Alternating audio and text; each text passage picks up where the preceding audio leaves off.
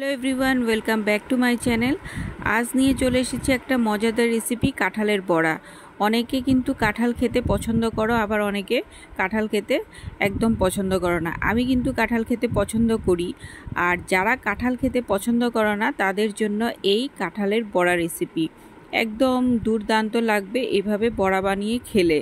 তো চলো আমি কিভাবে বড়াটা তৈরি করি, তোমরা রেসিপিটা দেখতে থাকো ফার্স্ট টু লাস্ট অবধি, একদম স্কিপ করো না কিন্তু, তাহলে মিস করে যাবে রেসিপিটা। তো বাজার থেকে একটা পাকা কাঁঠাল, মাঝারি সাইজের কাঁঠাল নিয়ে এসেছে। তো সেখান থেকে রুয়াগুলো বের করে নিয়েছি, রুয়ার থেকে এখন বিচিগুলো ছাড়িয়ে নিচ্ছি আমি। তো কাঁঠালগুলো একদম পাকা, নরম তুলতুলে। তো তারপর এর থেকে আমি এখন রস বের করব। কাঁঠালের রুয়ার মধ্যে কিন্তু শক্ত শক্ত আঁশ থাকে, সেই আঁশগুলো তোমরা ভালো করে ছাড়িয়ে নেবে, না হলে কিন্তু হজম হবে না আর বড়াটাও খেতে ভালো হবে না। তো আমি দেখো হাতের সাহায্যেই আমি এখন চটকে চটকে রসগুলো বের করে নিচ্ছি। তো সবগুলো এভাবেই করে নেব। তোমরা কিন্তু মিক্সার গ্রাইন্ডারেও এটা পেস্ট করে নিতে পারবে। তো তারপরে দেখো আমি এখন বাকি ইনগ্রিডিয়েন্টসগুলো দিয়ে আমি বড়াটা তৈরি করব। ফার্স্টে মেজারমেন্ট করে দিয়ে দিলাম 1 বাটি ময়দা, তারপর দিয়ে দিলাম সুজি পরিমাণ মতো, আর এখন দিয়ে দিচ্ছি পরিমাণ মতো চিনি। চিনিটা তোমরা বুঝে শুনে দিবে, কারণ কাঁঠালটা অনেক সময় মিষ্টি থাকে তো তার জন্য। তারপর দিয়ে দিলাম নুন, আর শেষে দিয়ে দিলাম দুধ। তো এটা এখন ভালো করে মিক্সড করব। তো আমি এটার সাহায্যে এখন ভালো করে মিক্সড করে নিচ্ছি। ব্যাটারটা যত বেশি আমি ঘুটিয়ে ঘুটিয়ে মিক্স করে নিচ্ছি, তত বেশি কিন্তু বড়াটা খেতে সুস্বাদু হবে। তো যত পর্যন্ত না স্মুথলি এটা মিক্সড হয়ে যাচ্ছে, তত পর্যন্ত আমি এইভাবে ঘুটিয়েই থাকবো। তো তারপর দেখো আমার স্মুথলি এটা মিক্সড হয়ে গেছে।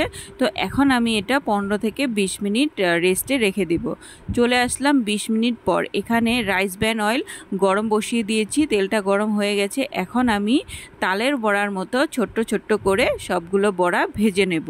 তোমরা কিন্তু গ্যাসের ফ্লেমটা মিডিয়াম টু হাই ফ্লেমে রাখবে, না হলে মিডিয়াম ফ্লেমে রাখলে, একদম লো ফ্লেমে রাখলে বড়াগুলো কিন্তু তেলটা অনেকটা টেনে নেবে।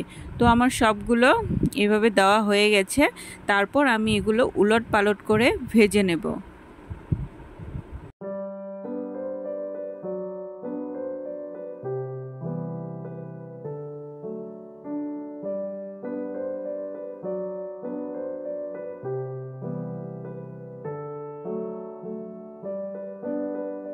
এদিকে দেখো কাঁঠালের বড়াগুলো কিন্তু একদম পারফেক্টভাবে কুক হয়ে গেছে।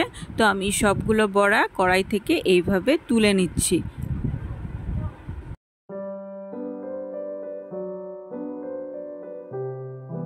আমি এখন বাকি সবগুলো বড়া ঠিক একই সেম প্রসেসে ভেজে নেব।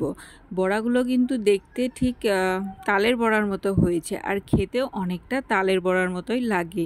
তো তোমরা যারা কাঁঠাল খেতে একদম পছন্দ করো না, তারা কিন্তু এইভাবে বাড়িতে কাঁঠালের বড়া বানিয়ে খেয়ে দেখবে, ভীষণ ভালো লাগবে আর মুখে লেগে থাকবে।